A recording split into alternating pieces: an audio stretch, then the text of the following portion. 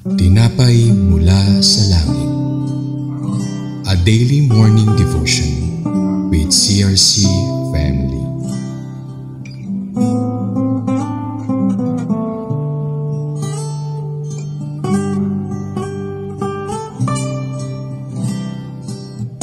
Mapagpalang umaga po sa ating lahat. Ako po si Sister Jeline M. Bathan mula sa CRC Batangas. Samahan niyo po ako sa ating programa na Tinapay mula sa Langit, ang pang-araw-araw nating debosyon sa salita ng Diyos. Matatagpuan po natin ngayon ang ating tatalakayin mula sa aklat ng Bilang chapter 34 verse 1 and 2. At ang title po nito ay Introduction for the Boundaries of the Land of Canaan. Tayo po muna ay manalangin. Dakilang Diyos, amang makapangyarihan sa lahat. Kami po ay nagpapasalamat sa umagang ito. Salamat po sa kalakasang pisikal at espiritual na nagmumula sa iyo. Dalangin po Panginoon kung ano po ang nais mong ipahayag sa amin ng iyong banal na salita. Ipaunawa mo ito sa amin upang ito'y aming maisapamuhay sa araw-araw. Pagkalooban mo po ako ng karunungan na nagmumula sa iyo at itago mo ako sa iyong likuran upang ikaw ang makita at maitaas sa buhay namin. Salamat po Panginoon. Ito po ang aming dalangin sa pangalan mo Jesus. Amen. Basahin po natin ang Bilang chapter 34 verse 1 and 2. Sinabi ni Yahweh kay Moises, ang mga tagubilin para sa bansang Israel. Pagpasok ninyo sa Kanaan, ang lupang ibinibigay ko sa inyo, ang mga hangganan ng inyong nasasakupan ay ang mga ito. Sa pagbasa ng talatang ito, sila sinasabi ng Diyos sa kanyang bayan, ipapadala ko kayo sa lupang pangako at ipapaliwanag ko ang hangganan ng lupain na ibinibigay ko sa inyo. Ito ang inyong mana. Tinatawag ko kayo upang maranasan ang buhay sa loob ng mga hangganang ito at tamasahin ang aking mga pagpapala sa lugar na ito.